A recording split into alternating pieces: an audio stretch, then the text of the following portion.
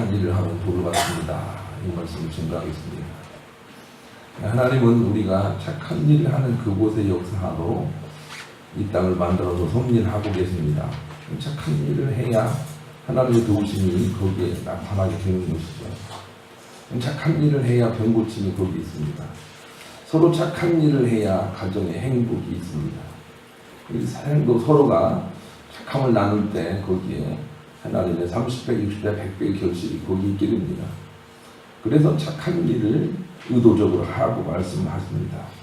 이사야 58장 7절로 9절은 또 줄인 자에게 내 식물을 나눠주며 유리하는 빈민을 내 집에 들이며 벗은 자를 보면 입히며 또 내 곤욕을 피하여 스스로 숨지 아니하는 것이 아니겠느냐. 그리하면 내 빛이 아침같이 비칠 것이며 내 치료가 급속할 것이며 내 의가 내 앞에 행하고 여호와의 영광이 내 뒤에 호위하리니 네가 부를 때 나 여호와가 응답하겠고 네가 부르짖을 때 말하기를 내가 여기 하리라. 우리가 착한 일을 하고 기도를 해야 응답을 해주신다는 겁니다. 착한 일을 하고 약을 먹어야 치료를 해주신다는 겁니다. 착한 일 끝에 하나님께서 좋은 응답을 숨겨두고 계시다라고 하는 것을 우리가 잊어버리지 말아야 되겠습니다. 성경에 많은 기적들이 있으나 기적 뒤에는 항상 착한 일이 있었다는 거 알아야 됩니다. 나인성의 과부의 아들이 살아났습니다. 그런데 거기에는 나인성 과부가 굉장히 착한 일을 했다는 것을 우리가 알아야 됩니다. 백부장의 종들이 질병에서 고침받습니다. 그런데 백부장이 얼마나 좋은 일을 많이 했는지를 알아야 됩니다. 죽었던 도르가가 살아납니다. 죽었다가 다시 살아나는데 그런데 그 도르가는 얼마나 좋은 일을 많이 하고 있었는지를 우리가 살펴볼 수 있어야 합니다. 착한 일 끝에 좋은 일이 있다라고 하는 것을 우리에게 가르쳐주고 있는 것입니다. 세상의 속담도 그러지 않습니까? 하늘은 스스로 돕는 자를 돕는다. 이렇게 속담도 정해놓고 있습니다. 우리가 누구를 잘 도와주고 좋은 마음을 가지고 있을 때 하늘이 돕는다. 이런 표현을 쓰고 있는 것이죠. 그러니 우리는 할 수만 있으면 착한 일을 하려고 그렇게 생각을 해야 됩니다. 할 수만 있으면 도와주려고 그렇게 생각을 해야 됩니다. 도와주기 위해서 성공을 해야 되고 도와주기 위해서 돈을 벌어야 되는 것이죠. 그래서 틈틈이 많은 도움을 우리가 주면서 살아야 됩니다. 그래야만 자기가 유익이 되기 때문에 그런 것입니다. 그러나 우리가 착한 일의 효력을 너무 모르고 삽니다. 그래서 하나님은 천국도 받지 못합니다. 요한 3서 1장 11절 이렇게 말씀하십니다. 사랑하는 자여 악한 것을 본받지 말고 선한 것을 본받으라. 선을 행하는 자는 하나님께 속하고 악을 행하는 자는 하나님을 비웃지 못하였느니라. 착한 일을 하는 사람이 하나님께 속한 사람이고 그렇지 않은 사람은 하나님과 관계가 없습니다. 좋은 일을 하고 도와주려고 하는 사람만 하나님께 속한 사람이 되는 것입니다. 그러니 부부간에도 서로 도우려는 작정을 가지고 결혼을 해야 되고 그리고 살아야 됩니다. 상대를 통해서 유익을 얻으려고 하기 때문에 은간 문제가 생깁니다. 이 남자하고 결혼하면 정말 좋은 일이 생기겠구나.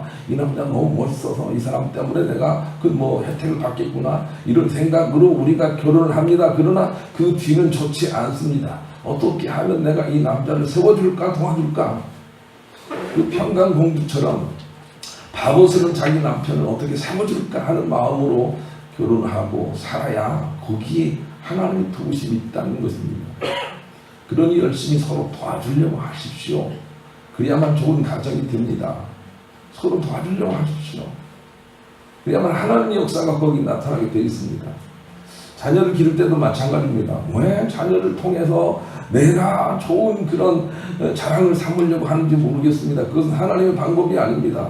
공부를 잘 시키는 것도 그냥 조건 없이 저가 세상에서 잘 자립할 수 있도록 그렇게 도와주는 심정으로 하십시오. 그리고 아무것도 조건을 생각하지 마십시오. 아무것도 반대급부를 생각하지 마십시오. 이 자녀를 통해서 무엇을 얻으려고 생각하지 마십시오. 그렇게 생각하지 않는다고 자녀가 안 도와주는 게 아닙니다.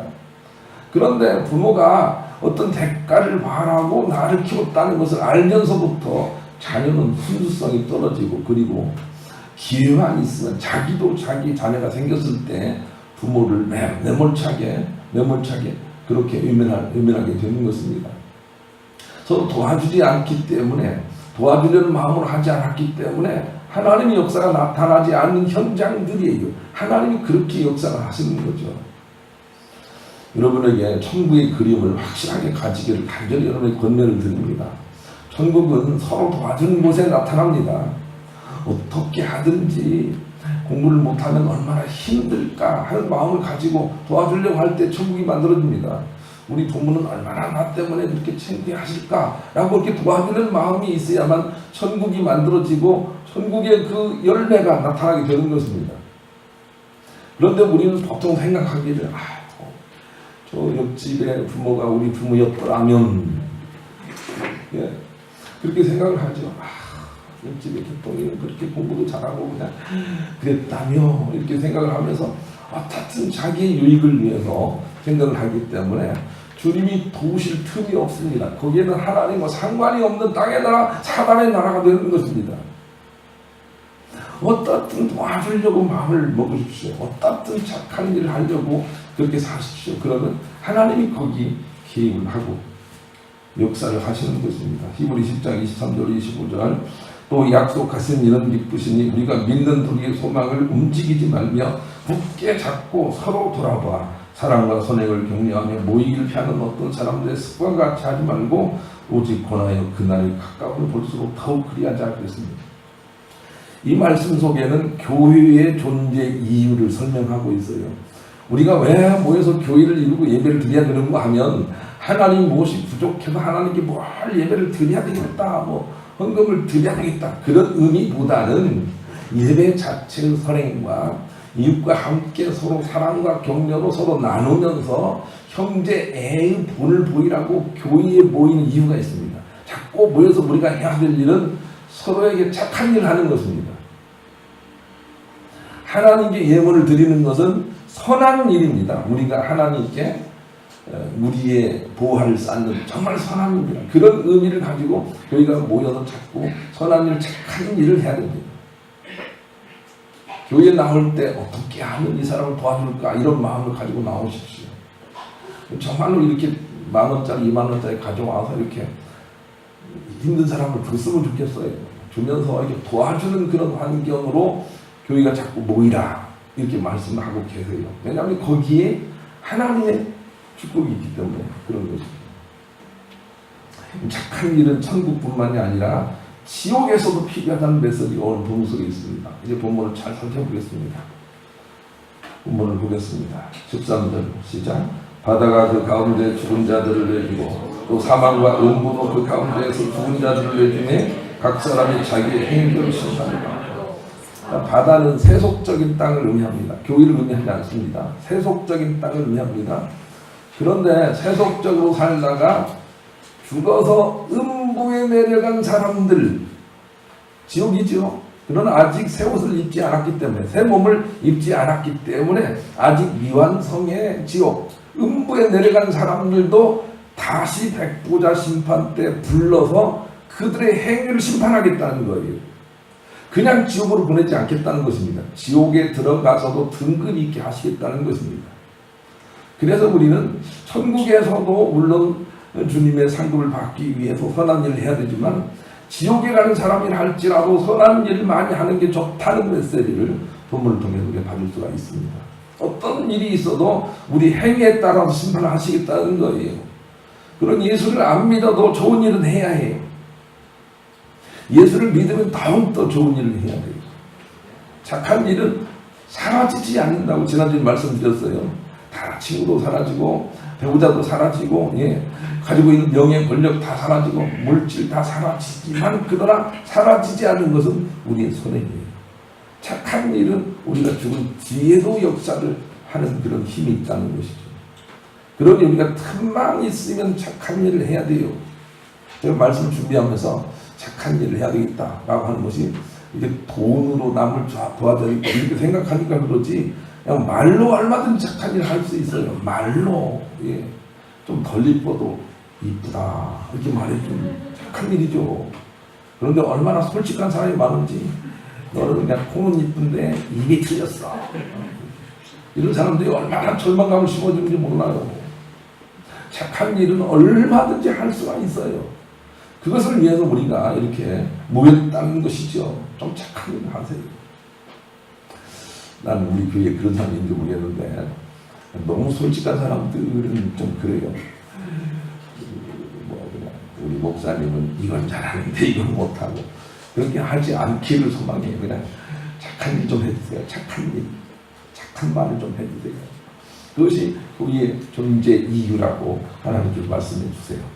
이제 다 같이 누가복음 16장 1절 9절 읽겠습니다. 우리가 착한 일이 얼마나 필요한지 이 험한 세상에서 착한 일을 위해서 우리가 이 땅에 부름을 받았다는 것을 우리에게 가르쳐주고 있습니다. 누가복음 1장 16장 1절 9절 화면을 보시고 읽습니다. 시작. 또한 제자들에게 계시되 어떤 제자에게 청지가 있는데 그가 주인의 소리를 양기한다는 말이 그 주인에게 들립니다. 주인이 그를 불러 이르되 내가 내게 대하여 들은 이 말이 어찌 되느냐. 네가 모든 일을 생하라. 청지기 직무를 계속하지 못하리라 하니 청지기가 속으로 이르되 주인이 내 직분을 빼앗으니 내가 무엇을 할까. 땅을 밟다니 힘이 없고 비로 먹자니 부끄럽구나. 내가 할 일을 알았도다. 이렇게 하면 직분을 빼앗긴 후에 사람들이 나를 자기 집으로 영접하리라 하고 주인에게 빚진 자를 일일이 불러다가 먼저 온 자에게 이르되 내가 내 주인에게 얼마나 빚졌느냐. 말하되 기름 100마리나. 이르되 여기 내 짐승을 가지고 빨리 앉아 50이나 쓰라 하고 또 다른 얘기 이르되 너는 얼마나 빚졌느냐. 이르되 100석입니다. 이르되 여기 내 짐승을 가지고 80이나 쓰라 하였는지라. 주인이 이 옳지 않은 청지기가 이를 지혜 있게 하였으므로 칭찬하였으니 이 세대 아들들이 자기 집에 있어서는 빛의 아들보다 더 지혜로운. 내가 너희에게 말하노니 불의의 재물로 친구를 사귀라. 그리하면 그 재물이 없어질 때에 그들이 너희를 영접하고 초소로 영접하리라. 네. 이 예화가 참 어렵습니다. 그러나 이 예화 내용은 이런 거예요. 하나님의 물질을 나누어서 위탁받은 우리 청지기들은 이 땅에서 많은 열매를 거둬야 되나. 그러나 그렇지 못해서 하나님의 책망을 받을 입장에 있는 사람이라 할지라도 어느 순간부터 지혜를 발해서 남을 도와주는데 그 물건을 쓴다면 그것은 하나님께 칭찬받을 요소가 된다는 것입니다. 이 땅에서 우리가 할 일은 어떻든 물질을 가지고 있든 뭘 가지고 있든 남을 도와주고 배려주고 자유케 해준 일에 우리가 써야 합니다. 주인 되신 주님이 청지기 된 우리가 재산을 가지고 당신의 빚을 탕감해 주는 일에 쓰는 것을 칭찬하고 있습니다. 우리가 할 일은 어떻든 남을 도와주는 일입니다. 착한 일을 하는 것입니다. 그것을 하나님께서 기뻐하신다고 말씀해 주십니다. 그러니 가능한 한 착한 일을 해야 합니다. 일을 골라서 착한 일을 할 수 있어야 합니다. 그것이 나에게 남는 것이 되기 때문에 그런 것입니다. 우리 그런 마음을 가지고 동서가 543장 같이 읽겠습니다. 남을 돕기 위해서는 첫째로 인생의 목표를 땅이 아닌 하늘의 상급에 두고 착한 일을 일삼아 살아가고 있어야 한다는 것이죠. 그 왕의 재정이라는 책을 쓴 김미지라는 여자가 그 책 속에 이런 말을 했습니다. 하늘에는 각 개인의 은행 부자가 있다. 이런 말을 했습니다. 우리가 한번 새겨 들을 만한 일이 있습니다. 일입니다. 여러분, 하늘에는 우리의 부자가 있습니다. 여러분 한번 상상해 보십시오. 여러분은 은행에 다 부자가 있지요? 얼마가 있습니까? 잔고가. 은행에서 여러분을 신뢰할 만한 그 잔고가 있습니까? 그것을 따질진데 하늘에 우리 부자가 있다는 것입니다. 거기에는 우리의 선행들의 실적이 쌓이는 부자가 되는 것이죠. 그리고 그것은 우리에게 하나님이 우리를 돕는 빌미가 됩니다. 여러분의 부자는 과연 얼마나 되어 있을까요? 이것을 우리가 생각해 볼 필요가 있습니다. 마태복음 6장 19절로 20절 너희를 위하여 보물을 땅에 쌓아두지 말라. 거기는 좀과 동목이 해하며 도둑이 구멍을 뚫고 도둑질하느니라. 오직 너희를 위하여 보물을 하늘에 쌓아두라. 거기는 좀이나 동목이 해하지 못하며 도둑이 구멍을 뚫지도 못하고 도둑질도 못하느니라. 그랬습니다. 여행을 하는 사람들이 비행기를 잘 타면 마일리지라는 게 쌓여서 그것이 나중에는 이렇게 다른 비행기를 이용할 빌미가 되는 것처럼 하늘에 우리의 선행의 상급이 쌓여 있을 때 우리는 그것으로 말미암아 이 땅에서 하나님의 은총을 입을 수가 있습니다. 인생의 목표를 바울처럼 땅의 어떤 상급이 아니라 하늘의 상급을 쌓는 것을 목표로 해 살아갈 수 있어야 되겠습니다. 빌립보서 3장 13절 16절 함께 읽겠습니다. 화면을 보시고 빌립보서 3장 13절 16절 읽습니다. 시작. 형제들아 나는 아직 내가 작은 줄로 여기지 아니하고 오직 한 일 즉 뒤에 있는 것을 잊어버리고 앞에 있는 것을 잡으려고 표대를 하여 그리스도 예수 안에서 하나님이 위에서 부르신 부름의 상을 위하여 달려가노라. 그러므로 누구든지 우리 온전히 이룬 자들은 이렇게 생각할지니 만일 어떤 일에 너희가 달리 생각하면 하나님이 이것도 너희에게 나타내시리라. 우리가 어디까지 이르렀든지 그대로 행할 것이라. 어떤 입장에 있든지 지금부터라도 하늘의 상급을 향해서 달려가라 이렇게 말씀하시는 거예요. 그리고 그것이 온전하다고 말합니다. 하늘의 상급을 위해 달려가는 인생이 온전한 인생이라는 거예요. 그렇게 살지 않으면 하나님께 반드시 너희 삶이 어그러지게 하는 것으로 나타나게 하시겠다는 말씀이 속에 들어가 있어요. 그런데 그렇게 살기 시작하면 하나님이 너희를 도울 것이다 하고 바울은 하늘의 상급을 목표로 살아갑니다. 여러분 우리는 모두가 다 은행의 잔고를 목표로 살아가지 않습니까? 그걸 좀 바꾸라는 것입니다. 그래서 가지고 있는 돈을 몽땅 털어서 뭐 어떻게 하라는 게 아닙니다. 그냥 꾸준히 일나는 대로 틈나는 대로 하늘의 상급을 쌓는 그런 인생을 살라는 것이지요. 그러면 우리의 삶이 풀어질 것이다. 하늘 은행장 되신 하나님께서 우리의 신용 잔고를 보시고 무한 대출을 해줄 것이다. 이런 참복이 예비되어 있다는 것이죠. 그러니 하늘의 상급을 쌓는 것을 목표로 해서 우리가 살아야 됩니다. 그런 마음을 가지고 rom서 579장 나가겠습니다. 천사는 이런 장치가 없는 거예요. 천국에 자기의 부활을 쌓을 수가 없어요. 그런데 우리는 그게 할 수가 있거든요. 그러니 천사도 근무하는 우리란 말이에요. 우리는 그거 할 수가 있다고요. 그래서 우리가 누릴 수 있다고요. 그러니 우리가 자꾸 착한 일을 많이 해야 되겠습니다. 두 번째는 세상에 공짜가 없다는 믿음이 있어야 착한 일을 할 수가 있다는 거죠. 마태복음 10장 41절로 42절 또 같이 읽겠습니다. 읽습니다. 시작. 선지자의 이름으로 선지자를 영접하는 자는 선지자의 상을 받을 것이요 의인의 이름으로 의인을 영접하는 자는 의인의 상을 받을 것이요 또 누구든지 제자의 이름으로 이 작은 자 중 하나에게 냉수하는 그릇이라도 주는 자는 내가 진실로 너에게 이르노니 그 사람이 결단코 상을 잃지 아니라 하리라 하시라. 아멘. 여러분 우리가 이 세상에서 하는 모든 일들은 선행이든 악행이든 불문하고 결단코 사라지는 법이 없어요. 예수 그리스도의 대속의 은총을 활용해서 우리의 악을 탕감받는 방법 외에는 사라지는 방법이 없어요. 그러니 마음 놓고 선행을 하십시오. 그것이 바로 우리의 잔고가 되기 때문에 그런 것입니다. 사라지지 않습니다. 그것을 우리가 알아야 되겠습니다. 심리학자 김현옥 교수가 이런 말을 했습니다. 우리가 하는 말은 사라지지 않습니다. 가령 남편에게 교회에 가자 할 때 우리는 남편이 우리의 말을 듣지 않는다고 생각할지 모르지만 이 말은 사라지지 않고 남편의 뇌 속에 다 저장이 됩니다. 만약 이 말을 듣고 수용하여 긍정적으로 교회에 나오는 사람도 있는가 하면 듣는 신용도 하지 않는 사람도 있다 할지라도 실은 안 듣는 것이 아니라 이성적이지 않은 뇌, 즉 편도체로 수용이 되어 이성적이지 않는 상황, 즉 위기 상황이 오면 불현듯 그 들은 말이 떠올라 행동을 하게 되는 것입니다. 그러니 모든 말은 다 사라지지 않고 않는다는 것을 알고 신중하게 말을 해야 합니다. 그렇게 심리학자가 분석을 했습니다. 여러분 우리가 어떤 일을 하든지 어딘가에 분명히 쌓이게 됩니다. 하나님이 정산하고 있습니다. 이 사실을 안다면 얼마나 좋은 마음을 가지고 말을 해야 되는지 모릅니다. 나쁜 마음을 가지고 말을 해서는 안 되는 것입니다. 그것도 쌓여서 어느 순간에 그것이 나타나는 것입니다. 자꾸 자녀들에게 괴로운 말을 해보세요. 어느 순간 나타납니다. 그게 없어지는 게 아닌 것입니다.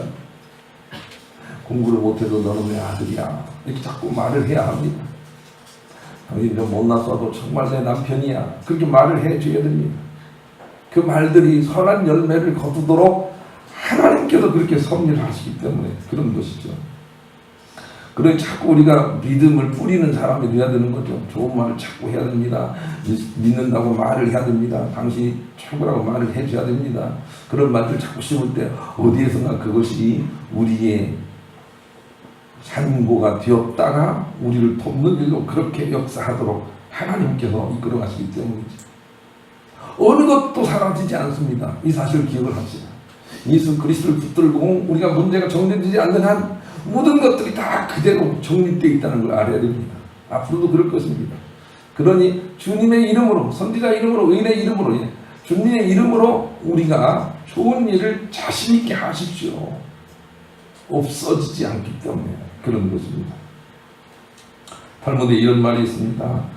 선행을 의논하고 마음의 문을 닫는 자는 곧 의사를 향해 지각 문을 열게 될 것이다 했습니다. 여러분 성경에 이렇게 직접적인 표현은 말하고 있지 않지만 성경에 포괄적으로 말하는 내용은 여기에 거의 포함이 됩니다.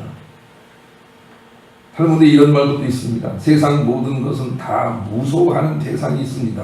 사자에게는 모기가 그렇고 코끼리에게는 거머리가 그러하며 전갈은 파이를 무소하고 매는 거미를 무소합니다.